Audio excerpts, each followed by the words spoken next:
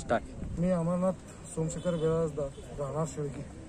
काल आंबेडकर जे जयंती निघाली होती मिरवणूक, त्या जयंतीच्या मिरवणूक पाहण्यासाठी आमच्या शेळगीतील युवक सूर्यकांत चंद्रकांत निंबर्गी हा पाहण्यास गेला असता त्याला विजेचा धक्का लागून तो तिथं मृत्युमुखी पडला असं सिव्हिल हॉस्पिटलच्या वैद्यकीय अधिकाऱ्यांनी आम्हाला कळवलं। त्याप्रमाणे इथल्या आम्ही पोलीस चौकीला आलेलो आहे। आणखीन त्यांच्या जे संबंधित जे गुन्हा जे घडलेला आहे त्याच्या संदर्भात गुन्हा दाखल करून आम्हाला FIRची कॉपी द्यावं अशी आम्ही मागणी करत आहोत। आणखीन FIRची कॉपी जोपर्यंत आम्हाला देत नाही तोपर्यंत आम्ही शव आम्ही हातात घेणार नाही। पीडित इसम कुठला रहिवासी आहे? शेळगी येथील आहे, 27।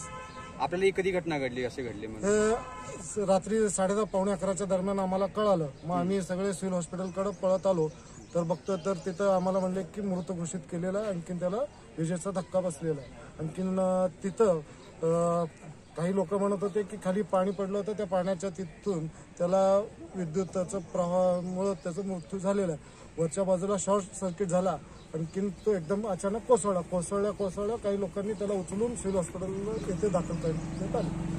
पोलिसांसंदर्भात काय माहिती दिलीत का?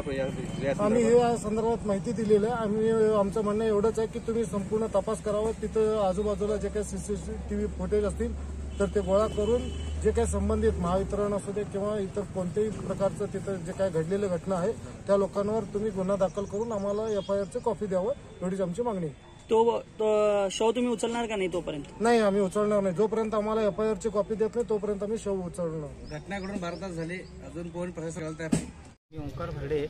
काल मी माझा मित्र एक 3 जण मिळून बाबासाहेबांची मिरवणूक बघण्यासाठी गावात गेलो होतो।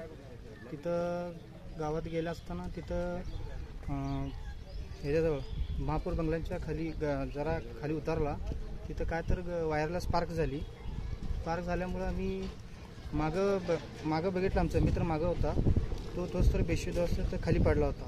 मग त्याला लगे आम्ही जरा बघितलं तर तो बेशुद्ध अवस्थेत होता। तिथले लोक काही येऊन आम्ही सगळे म्हणून त्याला सिव्हिल हॉस्पिटलमध्ये आणलं। तिथं त्यांना डॉक्टरांनी मृत्यू घोषित केलं। कृपया त्याला न्याय मिळावा ही एकच विनंती।